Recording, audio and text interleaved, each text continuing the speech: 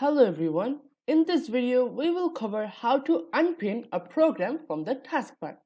So, what is the taskbar? So, the taskbar is like a region usually at one corner of your Windows.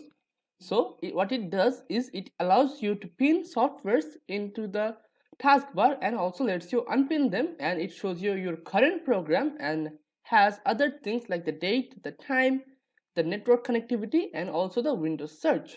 So, this is how we are going to implement this video. Now let's get started.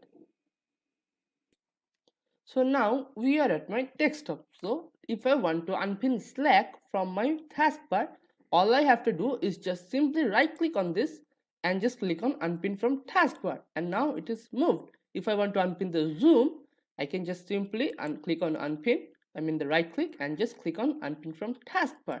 If I want to unpin the notepad, I will just right click on this and just simply unpin from the taskbar. So this is how you unpin a program or a software from your taskbar. Now let's have a look at the summary. So in this video, we have covered how to unpin a program or a software from the taskbar. So thank you for watching.